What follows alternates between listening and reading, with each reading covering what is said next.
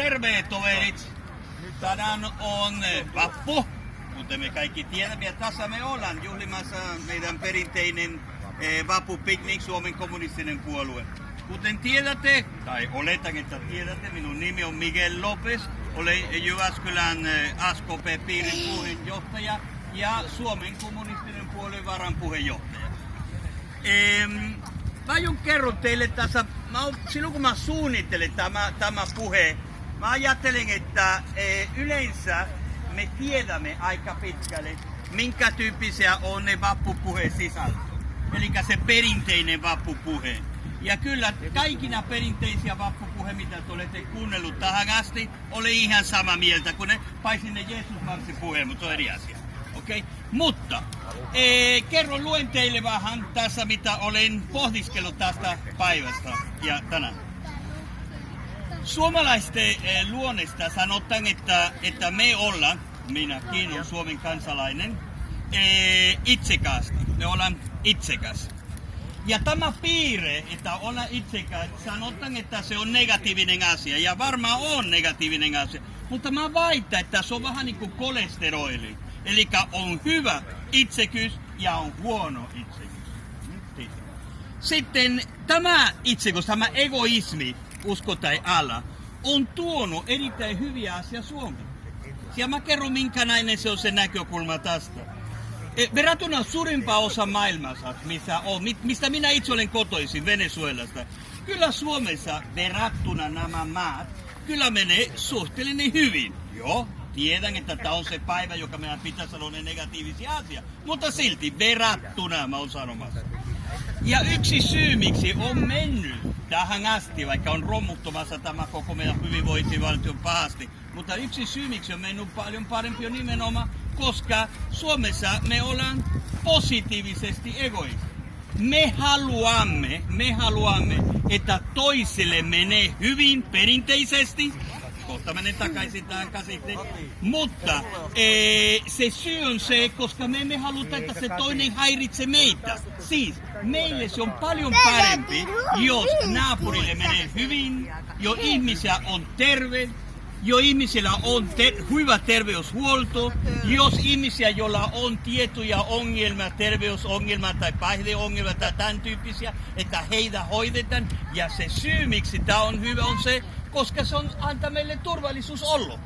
Koska se tarkoittaa sitä, että nämä muut ihmisiä eivät häiritse meitä. Tämä on egoistisia ajateltu. Aika hieno idea. Valitettavasti, mutta noin se kuitenkin on, miten asia toimii. Silti tämä solidaarinen yhteiskunta sisälle kasvoi semmoinen kasvain, syntyi semmoinen kasvain. Ja tämä tapahtui, kaikki varmaan täällä muista, silloin 90-luvulla alussa, se lama-aika, se juppikausi, toi oli se aika, missä puhuttiin tämmöisiä nuorit urbaanit ihmisiä ja tämmöisiä, tämä tuhlausaika. Silloin kasvoi semmoinen kasvain yhteiskunnassa, joka alussa todettiin, että se oli erittäin vakava. Mutta meillä oli Suomessa silloin, vaikka kärsimme monet meistä itsekin hirveästi, meillä oli mahdollisuus löytää me itse Suomessa ne ratkaisut tähän tyyppisiä ongelmia, mitä meillä oli. Mutta sitten tuli jotkut tahot, joka ne rupeaa kertomaan meille, että me emme pysty hoitamaan asiamme itse täällä Suomessa. Että joku muut ulkopuolelta voi tehdä se parempi kuin me. Tämä ulkopuolelta alkoi olemaan sen jälkeen tuttu EU. Joka alkoi sitten me menettimme kaikki ne mahdollisuus, me itse korjaa ne ongelmat, joka me varmaan itse aiheutamme täällä. Ja me sanomme joku muut ulkopuolinen lääkäri, joka ei tiedä HP, en mä sano rumia sanoja, täällä on lapsi, Suomesta, miten hoidetaan meidän asia. Ja sieltä tuli ne sääntöjä, sillä tuli ne rokotuksia, mitä meille annettiin. Koko ajan, että tämä on se, mitä pitää tehdä, tämä on se, mitä pitää tehdä, tämä on miten ratkaisee ongelma. Ja meillä ei ole mitään muuta kuin mahdollisuus, kun todetaan. Brysselissä sanotaan, että se on noin, sitten me hyväksymme. Hyvin kiltisti vielä, joka se on se pahin. Se on aika harmi, että me ollaan välillä niin kilti. Mutta sitten aika meni ja nämä rokotuksia, nämä hoito, mitä tuli sieltä muualta, EUsta ennen kaikki, ne myös levisi muualta. Muistakaa miten kävikin. Jossakin vaiheessakin Yhdysvallat tuli niin olemaan se ainoa totuus. Silloin puhuttiin, että historia loppui. Ja se oli yksi ja ainoa totuus, joka se on se amerikkalainen totuus. Hei, pieni asia. En ole kritisoimassa joka asia, mitä Yhdysvalloista tulee. Mutta täytyy te ymmärtää, rakas kuuntelija, toveri, että itse olen Venezuelasta, eli Latinalais-Amerikka. Että kyllä Yhdysvaltain ei ole kuitenkin minun rakas maailmankuva. Tämä täytyy ymmärtää. Hyvä. Ja sitten nämä, mitä tuli sieltä, ne uudet jutut, että meidän yritettiin kertoa, että on ainoa yksi vaihtoehto. Kaikki on markkinataloustotuuksia. Koulusta lähtien lapsille kerrotaan, että meidän pitäisi olla yrittää. Meille tuli se egoismi, mutta se pahalaatuinen, niin kuin se kolesteroli, se huono kolesteroli, mitä mä aloitin tämä pieni puhe. Eli yhtäkkiä sitten meistä tuli, mitä me on menossa nyt, monet, joka ne vain ajattelee oma itse ja unohtavat ne muut ihmisiä. Ja tämä on erittäin vakava. Tämä on se yhteiskunta, joka on rakennettu paljon töillä, jotkut oikealla, toisen vasemmalla, mutta yhdessä. Ja tämä on se yhteiskunta, joka unohtamassa kaikki nämä vanhat ihmisiä, joka nyt oli se taitettu indeksi, jota jollekin päätetty, että voitin tai hyväksy.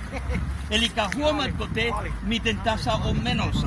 Se syy kuitenkin on, että me olemme olleet liian passiivisia, hyväksymässä liian helposti ne sääntöjä, ne juttuja, joka tulee muualta. Tässä tapauksessa Euroopasta, Amerikasta, tämä ainoa totuus. Ja mä tiedän kuitenkin, mitä me voisi tehdä, mikä on se vastaus tähän ongelmaan.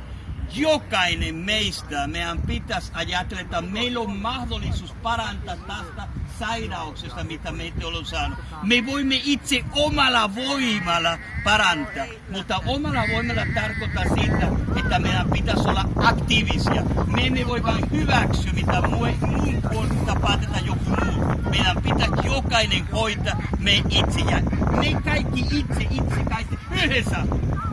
Sitten me voimme kyllä parantaa tämä Suomi ja antaa se mahdollisuus näille lapsille, mitä me nähdään täällä, joka ne on ne, joka tulee kärsimään, mitä nämä nykyään ja nykyhallinto esimerkiksi ja valitettavasti pahoin pelkää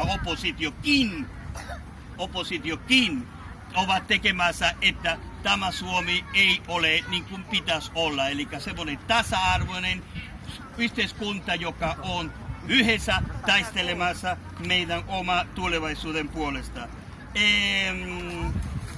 Ei passiivisuuksia. Hyvä vappu ja hyvä vapaus.